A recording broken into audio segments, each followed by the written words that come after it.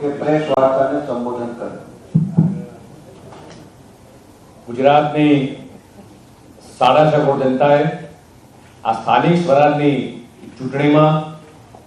ભારતીય જનતા પાર્ટીને જનસમર્થન સાથે આશીર્વાદ આપ્યા છે। તે બદલ આ ગુજરાતની જનતાને નમન કરું છું। એમના આશીર્વાદને માથે ચડાવું છું કે એમણે જે રીતે છેલ્લા 30 વર્ષથી જે વિકાસની રાજનીતિને જનસમર્થન આપ્યું છે, પ્રધાનમંત્રી શ્રી માનનીય નરેન્દ્ર મોદીજીના અને ગુજરાતના મુખ્યમંત્રી શ્રી માનનીય ભૂપેન્દ્ર પટેલના નેતૃત્વમાં સાથે નાયબ મુખ્યમંત્રી શ્રી હર્ષભાઈ સંઘવીના આ ગુજરાતની વિકાસ યાત્રા પર જે જનતાએ વિશ્વાસ મૂક્યો છે તે બદલ જનતાનો આભાર માનું છું। વિકાસની આ રાજનીતિ ઉપર છેલ્લા 25 વર્ષથી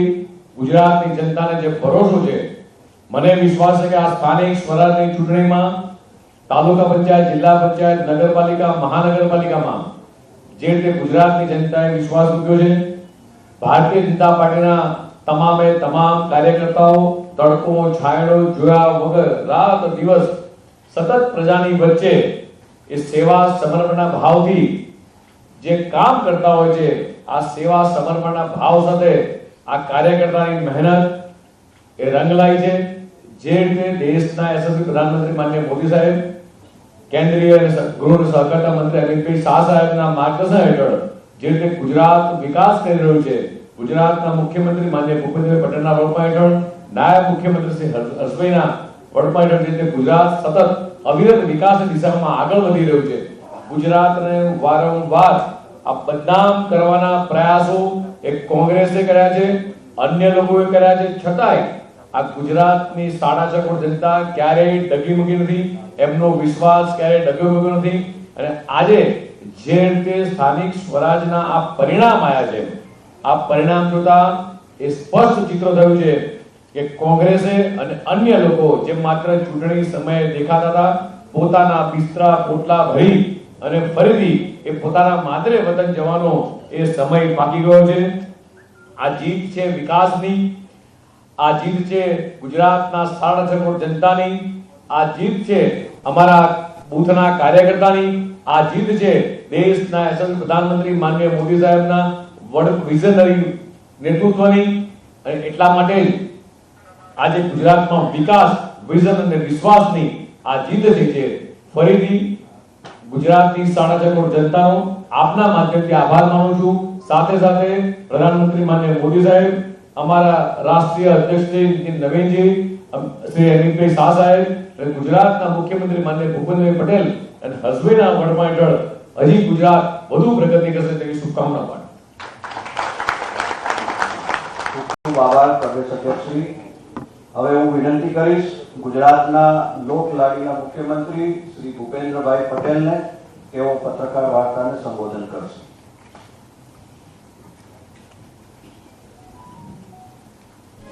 આજની આ પ્રેસ કોન્ફરન્સમાં આપણી સૌની સાથે ઉપસ્થિત પ્રદેશ ભારતીય જનતા પાર્ટીના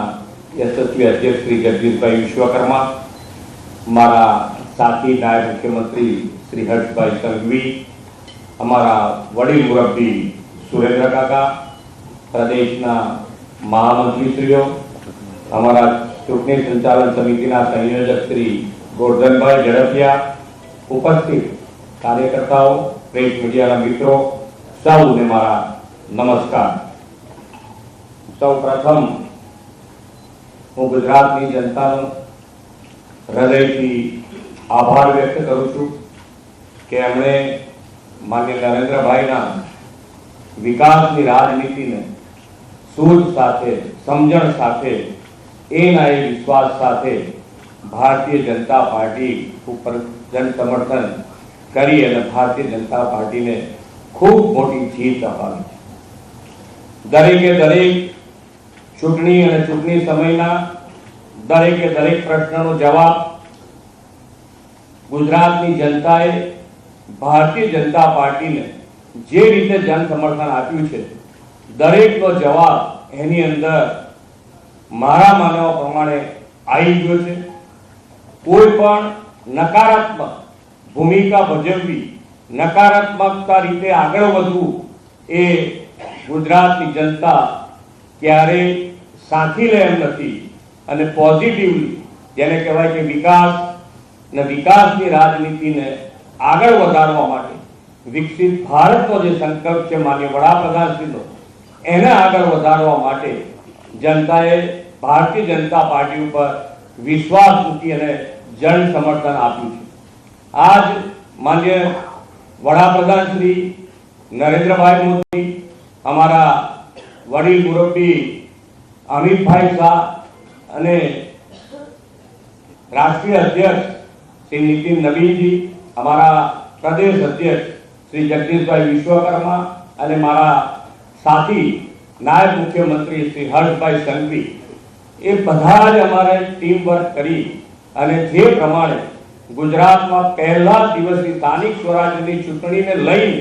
જે ગુજરાતનો પ્રવાસ કર્યો, એ પ્રવાસમાં દરેકે દરેક જગ્યાએ જે રીતે જન સમર્થન મળતું હતું એ રીતે આ અત્યારનું જે રિઝલ્ટ છે એ બંને સરખું હોય એવું હું ચોક્કસપણે કહી શકું છું કે જનતા જનાર્દનનો વિશ્વાસ, જન સમર્થન જે રીતે ભારતીય જનતા પાર્ટી પર મૂક્યો છે એ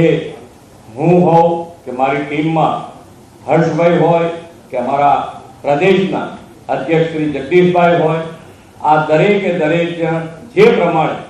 જનતાએ વિશ્વાસ મૂક્યો છે, જન સમર્થન આપ્યું છે, એ વિશ્વાસ વધુ ને વધુ મજબૂત કેવી રીતે થાય એના માટે પ્રજાજનોની વચ્ચે જઈ અને અમારા કાર્યકર્તા હર હંમેશ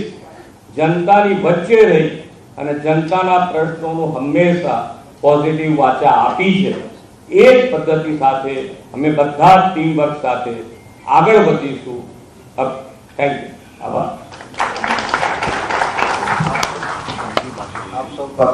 આપ સૌ પત્રકાર મિત્રોનો પણ ખૂબ ખૂબ આભાર.